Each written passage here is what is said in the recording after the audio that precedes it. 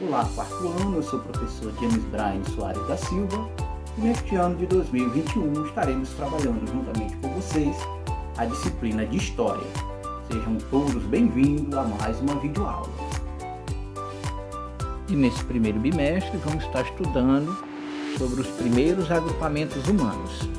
E na nossa primeira aula, o estudo da História.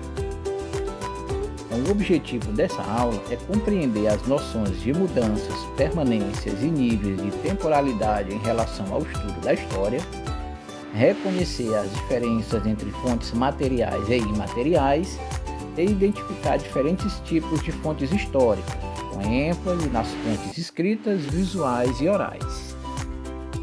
O estudo da história. Estudar o passado é importante, pois nos ajuda a entender como viviam as pessoas que existiram antes de nós e a perceber quais costumes e práticas mudaram e quais permaneceram.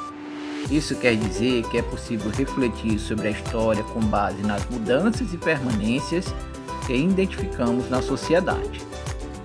O historiador é quem produz o conhecimento histórico, ao se dedicar a investigar e a interpretar os fatos ocorridos ao longo do tempo. As transformações na história podem ocorrer em ritmos diferentes, de maneira mais imediata ou mais lenta.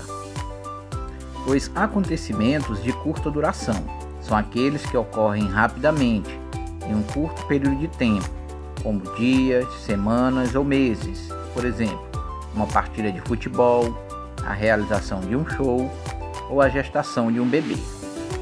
As mudanças de média duração podem ser percebidas ao longo da vida de uma pessoa, pois ocorrem com o passar dos anos, como as inovações que acontecem nos modos de vestir e na moda a cada 5 ou 10 anos.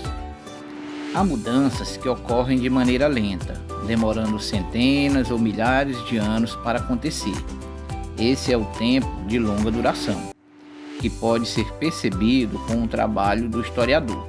Por exemplo, a mudança nas paisagens ou a evolução nas técnicas utilizadas na agricultura. Fontes históricas.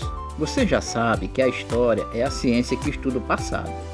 Mas como os historiadores descobrem o que ocorreu há centenas ou milhares de anos? Todas as produções que os seres humanos realizaram, desde uma pedra lascada até um celular, são vestígios que levam o historiador a conhecer o passado. Para pesquisar alguns temas e analisar vestígios, o historiador precisa da ajuda de outros profissionais, como os arqueólogos. Durante as escavações, os arqueólogos encontram diversos objetos, como instrumentos feitos de ossos e pedras, vasos de cerâmica, cestos, restos de fogueiras, adornos e etc. Todas as marcas deixadas pelos seres humanos são chamadas de fontes históricas, que são o principal material de investigação para os historiadores. Por meio da análise dessas marcas, o historiador pode descobrir como as sociedades se organizavam, quais eram seus hábitos alimentares, costumes religiosos, as formas de se dividir e as maneiras de se vestir. O estudo e a comparação das fontes também ajudam a entender as transformações que ocorreram na escrita, na arte ou no modo de produzir. As fontes históricas podem ser classificadas em fontes materiais e fontes imateriais. Fontes materiais referem-se aos objetos produzidos por uma sociedade, como pedras talhadas, utensílios domésticos, brinquedos, documentos escritos e construções. Fontes imateriais são fontes que não têm um suporte físico, mas fazem parte da memória das pessoas e podem ser transmitidas de geração em geração, como a música, as lendas, as tradições e os costumes. É possível também fazer outro tipo de classificação das fontes históricas, como as fontes escritas, fontes visuais e fontes orais. As As fontes escritas são documentos escritos como cartas, livros, certidão de nascimentos, diários, escrituras, relatos de viagens e etc. As fontes visuais são imagens e representações produzidas por uma sociedade, como pinturas rupestres, obras de artes, filmes, fotografias, etc.